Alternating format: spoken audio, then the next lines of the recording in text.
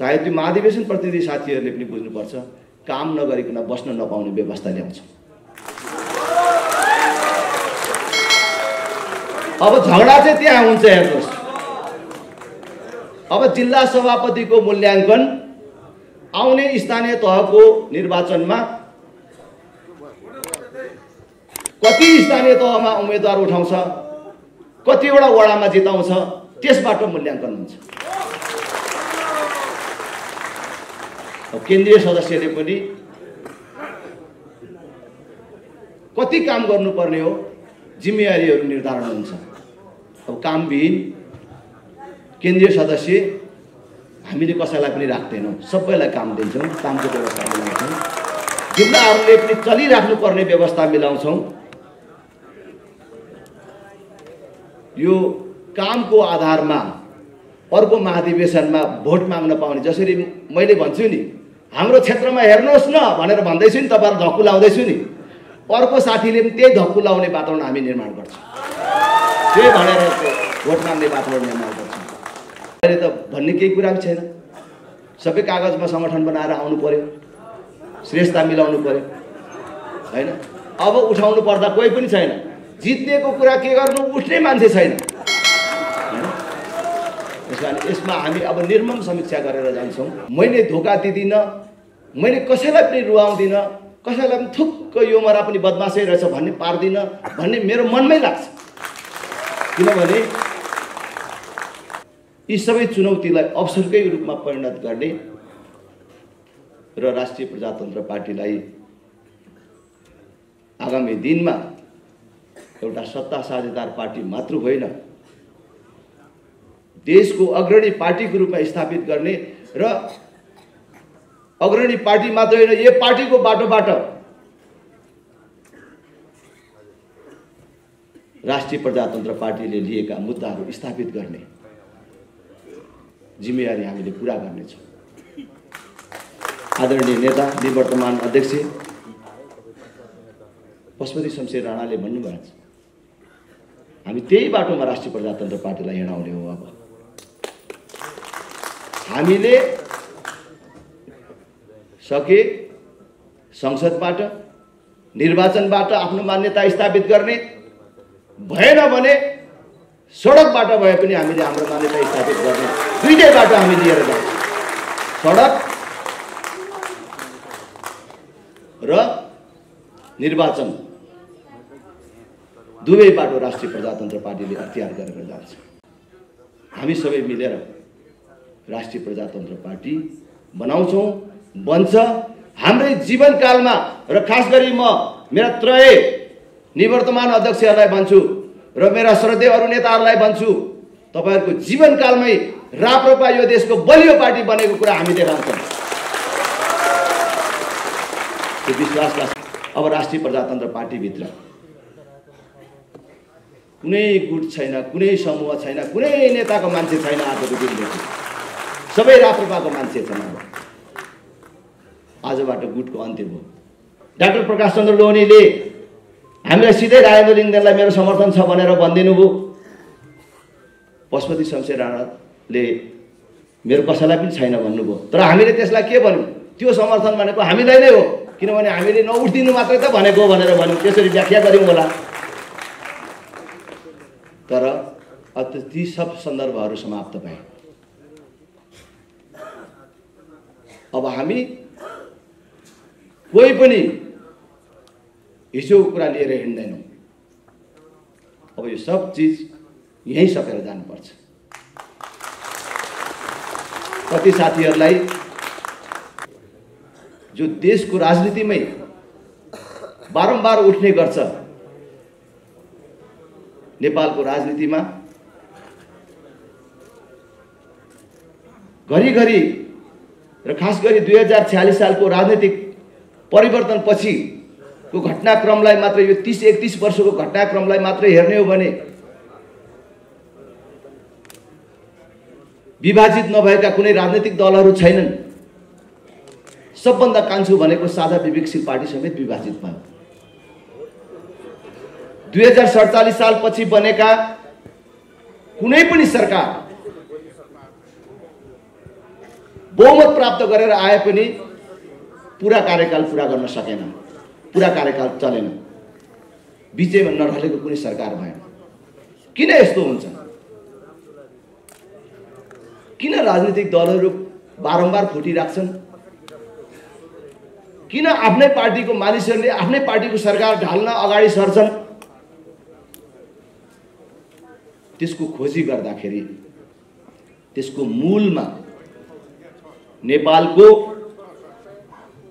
राजनीतिक पार्टीहरूको विधानमा र देशको संविधानमा समेत नेतृत्व हस्तान्तरणको कुनै व्यवस्था छैन।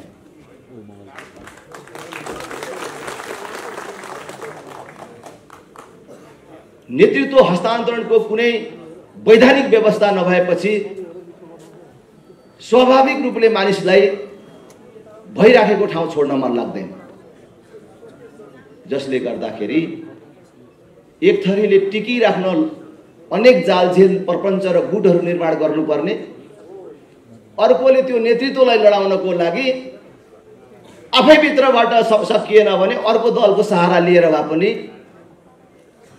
ढलाउनु पर्ने, विद्रोह गर्नुपर्ने, जसले गर्दाखेरि देशको सम्पूर्ण राजनीति अस्थिर भयो। देशको राजनीति अस्थिर मात्र भएन, त्यसको दुष्प्रभावको शिकार समग्र देश र जनता बन्यो। यो चोटि कांग्रेसहरू, एमालेहरू, कांग्रेस एमालेमा भएका मेरा पुस्ताका, मेरा दौतरी अरू साथीहरूले पनि मेरो कुरा अहिले सुनिराख्नु भएको होला। मेरो अहिले पनि कुरा भइराखेको छ योगेश भट्टराईहरूसँग, रामकुमारी झाँक्रीहरूसँग, रामहरि खतिवडाहरूसँग, अरूहरूसँग कुरा भइराखेको छ। यो पुस्तान्तरणको कुरा, पुस्तान्तरणको कुरा त त्यहाँ हो सबभन्दा बेसी उठेको, तर कसैले आँट गर्न सकेन। हामीले सल्लाह गर्यौं, डाक्टर धवल शमशेर राणा र अरू थुप्रै साथीहरू हुनुहुन्छ। यो चोटि हामीले हाम्रो नेतृत्वलाई आग्रह गरौँ, अध्यक्षत्रयलाई अनुरोध गरौँ, सल्लाहबाटै राष्ट्रिय प्रजातन्त्र पार्टीले नेतृत्व हस्तान्तरणको सिलसिला प्रारम्भ गर्नुपर्छ। त्यो राप्रपामा हुने नेतृत्व हस्तान्तरण केवल राप्रपामा मात्रै होइन, त्यसको प्रभाव देशको अन्य राजनीतिक पार्टीहरूमा र देशको राजनीतिमा समेत त्यसको प्रभाव पार्छ भनेर हामीले सल्लाह गर्यौं। हामीले हाम्रा अध्यक्षत्रयलाई अनुरोध गर्यौं। म आभार व्यक्त गर्दछु अध्यक्षद्वय जो आज उपस्थित हुनुहुन्छ, निवर्तमान अध्यक्षको रूपमा कृतज्ञता व्यक्त गर्न चाहन्छु। हामीले उम्मेदवारी घोषणा गरेपछि श्रद्धेय पशुपति शमशेर राणाले कसैलाई नसघाउने गरी म अब नेतृत्वमा दाबी गर्दिन भन्नुभयो। डाक्टर प्रकाश चन्द्र लोहनीले भन्नुभयो, ल नयाँ नेतृत्व आउँछ भने मेरो समर्थन छ भनिदिनु भयो। म फेरि पनि श्रद्धेय दुवै नेताप्रति आभार तथा धन्यवाद व्यक्त गर्न चाहन्छु। निवर्तमान अध्यक्ष श्रद्धेय नेता पशुपति शमशेर राणाले मतदान केन्द्रमा गएर कसलाई मत हाल्नुभयो त्यो महत्त्वपूर्ण कुरा होइन। उहाँले कोही मान्छे सोध्न जाँदाखेरि कसलाई भोट दिनु भनेर भन्नुभयो त्यो महत्त्वपूर्ण कुरा होइन, तर नयाँ पुस्ता आउने बाटो सहज गरिदिनु। त्यसको लागि हाम्रो पुस्ता राष्ट्रिय प्रजातन्त्र पार्टी सदा ऋणी छ। मैले फेरि पनि भन्छु, अस्ति उद्घाटन समारोहको दिन पनि भने, तपाईहरु दुई अध्यक्षले आफ्नो जीवनको एउटा सर्वोत्तम दिनको रूपमा त्यो दिनलाई लेखाउनु भयो। जुन दिन हामी अब उठ्दैनौं, हाम्रो नेतृत्वमा दाबी छैन, अब आऊ अरू भनेर भन्नुभयो। त्यो हामी सधैँ सम्झनेछौँ। हामीसँग अनुभवका कमीहरू होलान्, तर हामीसँग इमानदारीता र निष्ठाको कमी छैन। त्यो अनुभवका केही कमीहरूलाई हाम्रो इमानदारिता र निष्ठाले पेलेर लान्छौँ, सच्याएर लान्छौँ। अनुभव त्यही पार्टीभित्र अनुभवको भण्डारको रूपमा तपाईँहरू हुनुहुन्छ। हामी तपाईँहरू बिनाको राप्रपाको कल्पना गर्न सक्दैनौँ। हामीले नेतृत्व परिवर्तनको कुरा गरेको भनेको तपाईँहरूलाई राप्रपाबाट बाहिर राख्न भन्न खोजेको होइन। एकचोटि राप्रपाले जनताको बीचमा जाने रणनीतिमा परिवर्तन गरौँ, एकछिन ड्राइभर परिवर्तन गरौँ भन्ने कुरा मात्रै गरेको। हामीलाई श्रद्धेय कमल थापाको पनि उत्तिकै खाँचो छ। राष्ट्रिय प्रजातन्त्र पार्टीको विचारलाई निखारमा ल्याउनको लागि बढेन होला पार्टी, तर यो विचारलाई जीवन्त राख्नको लागि उहाँको सक्रियता र योगदानको हामी अवमूल्यन कहिले पनि गर्न सक्दैनौँ।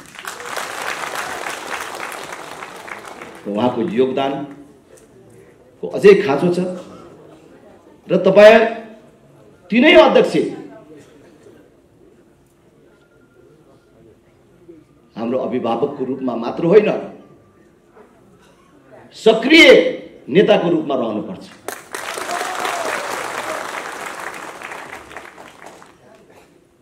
तपाईहरुको मान सम्मानमा कुनै पनि कमी हुन नदिने जिम्मेवारी अब हाम्रो काँधमा आएको छ।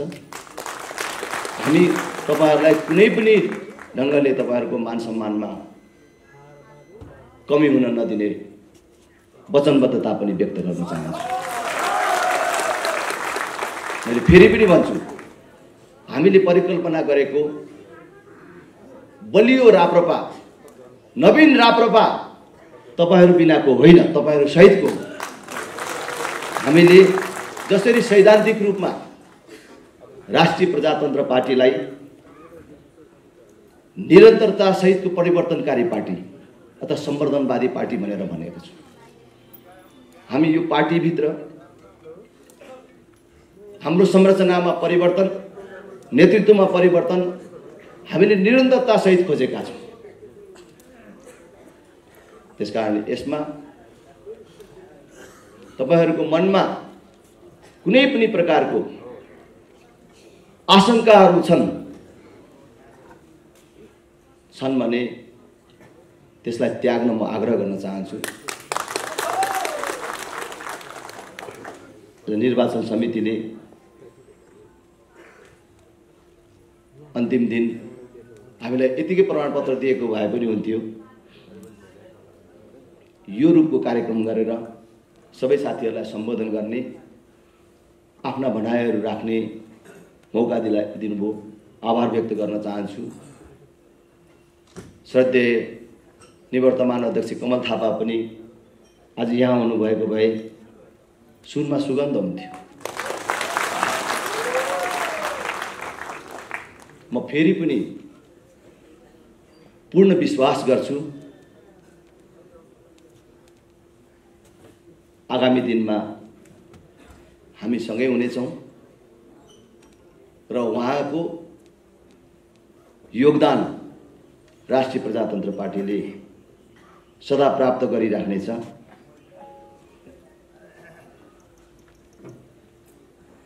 हामीले पार्टीका संस्थापक अध्यक्ष लोकेन्द्र बहादुर चन्दको पनि भूमिका पार्टीमा सदा जीवित राख्नेछौँ।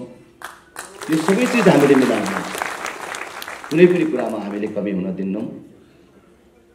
म साथीहरूलाई पनि आग्रह गर्न चाहन्छु कि राष्ट्रिय प्रजातन्त्र पार्टीले यो महाधिवेशनबाट मैले अघि भने जस्तै केवल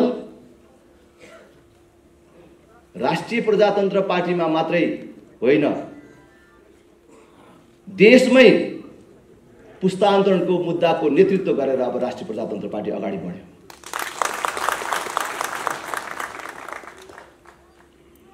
आज तपाईहरुलाई पनि महसुस भइराखेको होला, राष्ट्रिय प्रजातन्त्र पार्टीको यो महाधिवेशनमा देशका अन्य पार्टीका मानिसहरू, आम बुद्धिजीवीहरू, सञ्चारकर्मीहरूको ध्यान नेकपा एमालेको महाधिवेशनमा भन्दा कम आकर्षित भएको छैन। अहिलेबाटै राष्ट्रिय प्रजातन्त्र पार्टीप्रति मानिसहरू आशाको नजरले हेरिराखेका छन्। अब हाम्रा जिम्मेवारीहरू बढेका छन्। हामीले राष्ट्रिय प्रजातन्त्र पार्टीलाई वैकल्पिक प्रजातान्त्रिक शक्ति र त्योभन्दा पनि माथि नेपालको राजनीतिको केन्द्रको रूपमा स्थापना गर्ने एउटा अवसर यो नेतृत्वले प्राप्त गरेको छ। र सँगसँगै चुनौतीहरू पनि छन्। यी सबैलाई हामीले सामना गरेर म आफै अत्यन्त आत्मविश्वासी मानिस हुँ। म धेरै कुरा भन्दिनँ। चुनावको बेला पनि धेरै कुराहरू मैले तपाईहरुको बीचमा राखेको छु। धेरै साथीहरूले आशंकाहरू व्यक्त गर्नुभएको छ।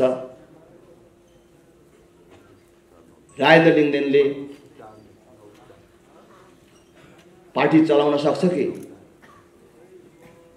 भत्ताभङ्ग हुने हो कि भन्ने आशंकाहरू राख्नु भएको छ। पार्टीमा म मात्र कहाँ छु?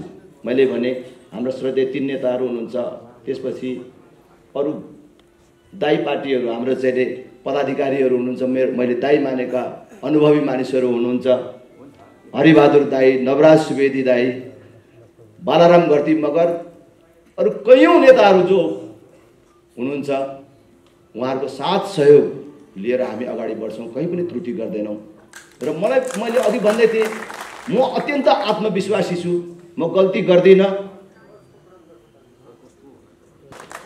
म अहिले यो अध्यक्ष भए मेरो चाहनाको कुरा थिएन, मेरो कुनै महत्त्वाकांक्षाले होइन। मलाई किन यो पार्टी यतिकै जान दिनु हुँदैन, एउटा प्रयत्न गर्नुपर्छ। हामीले प्रयत्न गर्यौं भने एउटा सन्देश देशवासीहरूमै जान्छ, राप्रपाको कार्यकर्तामा मात्र होइन। अब यही राप्रपाको कार्यकर्ता मात्रै मिलेर पुग्दैन। यतिले मात्रै त हामी त एक सिटको लागि मात्रै भयौं।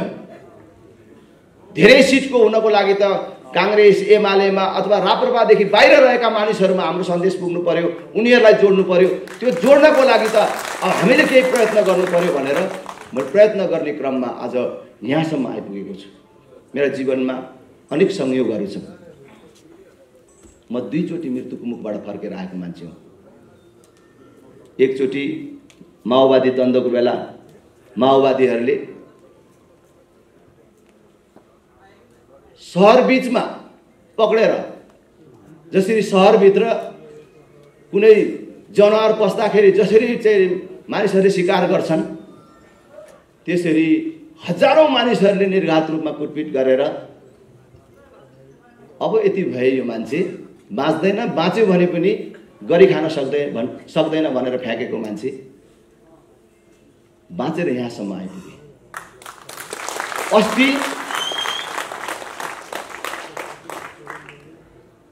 यो महामारीमा एकै रात ढिलो ल्याएको भए म आज तपाईहरुको बीचमा हुन्न थिएँ। म अस्पतालमा हुँदाखेरि दिवंगत राजेश्वर देवकोटा, पद्मसुन्दर लाउतीहरूलाई भेटेँ। त्यो क्षणसम्म पुगेर चाहिँ म फर्केर आएँ र त्यहाँ पनि मृत्युको मुखबाट फर्केर आएँ।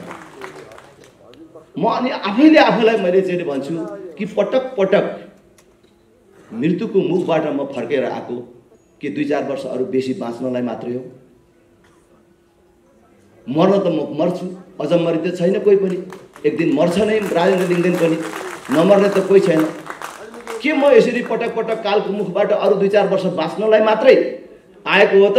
फेरि अर्कोचोटि बिमारी हुने, 2-4 दिन अस्पताल बस्ने अनि देह त्याग गर्ने, यतिको लागि मात्रै फर्केको होला त? मलाई कस्तो लाग्छ भने होइन, त्यतिको लागि मात्र होइन।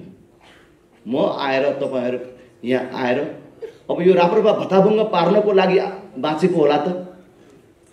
तपाईहरुको यत्रो विश्वासमा कुठाराघात गर्न, तपाईहरुको आँखामा फेरि आँसु झार्न, तपाईहरुको शिर झुकाउनको लागि, मेरा श्रद्धेय नेताहरुको शिर झुकाउनको लागि, मानमर्दन गर्नको लागि म फेरि मृत्युको मुखबाट फर्केर आएको होला त? अवश्य होइन।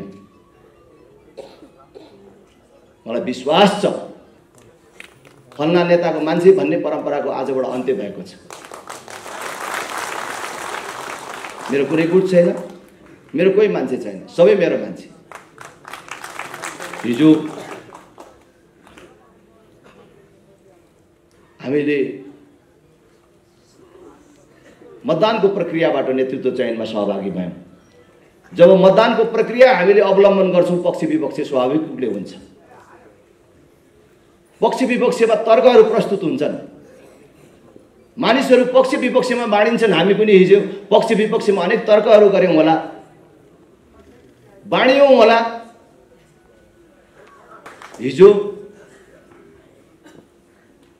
यो मतदान प्रक्रियामा मेरो विपक्षमा मतदान गरेको, मेरो विपक्षमा हिँडेको कारणले मनमा आशंकाहरू हुन सक्छ, तर त्यस्तो प्रकारको कुनै आशंकाहरू राख्नु पर्दैन।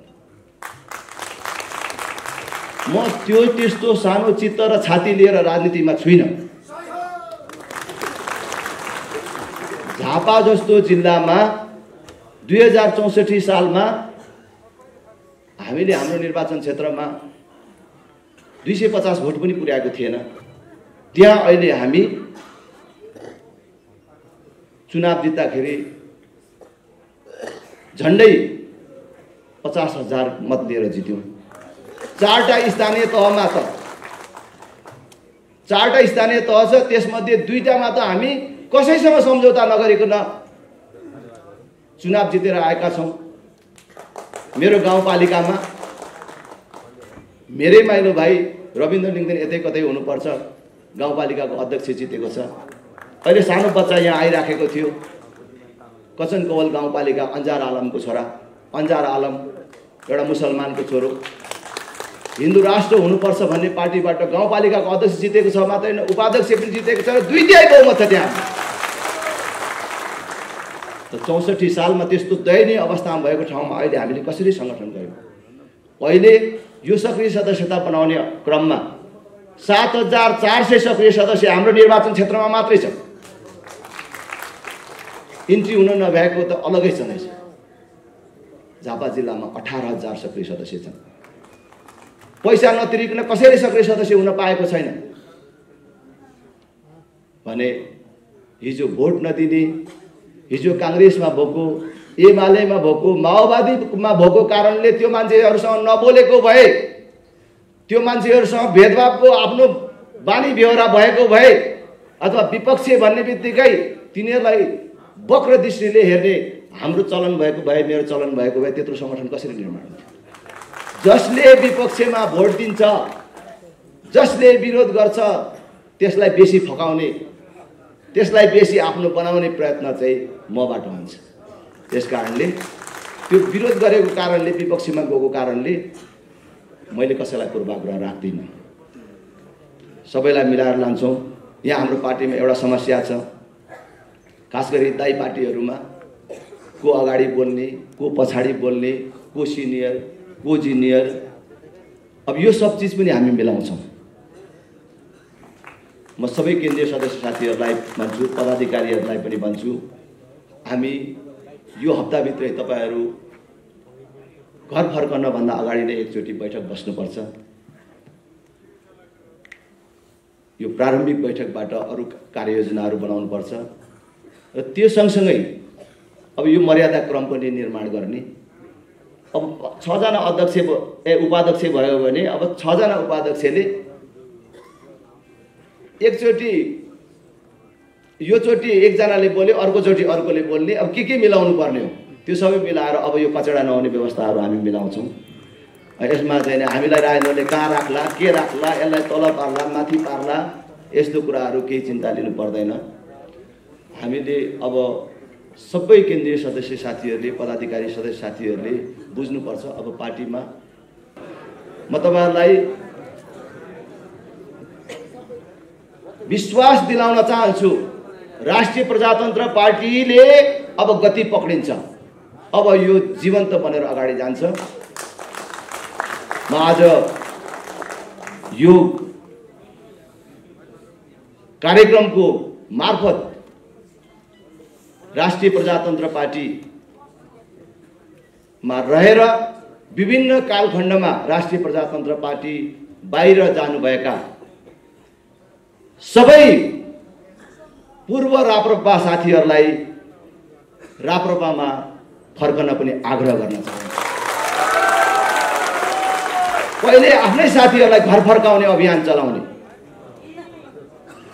अनि फेरि लगत्तै समान विचार भएका अरूलाई पनि राप्रपामा आह्वान गर्ने, कांग्रेस एमाले माओवादीमा भएका साथीहरूलाई पनि राप्रपामा आउन आह्वान गर्ने र अब राप्रपामा प्रवेशको कार्यक्रम आन्दोलनको रूपमा अगाडि बढाउने, त्यसको लागि हामी सबै तयारी हौं। फेरि पनि श्रद्धेय हरिबहादुर बस्नेत दाइ, जसले यो उमेरमा रातारात खटेर निर्वाचनलाई निष्पक्ष, स्वतन्त्र रूपमा, निर्विवाद रूपमा सम्पन्न गर्नुभयो, उहाँप्रति धन्यवाद, आभार तथा कृतज्ञता व्यक्त गर्न चाहन्छु। तपाईं सबै महाधिवेशन प्रतिनिधि साथीहरूको बसाई सुखद र आनन्ददायक रह्यो होला भन्ने कामना गर्दै तपाईहरु सबलाई धन्यवाद दिँदै बिदा हुन्छु। धन्यवाद। जय राष्ट्र, जय जनता।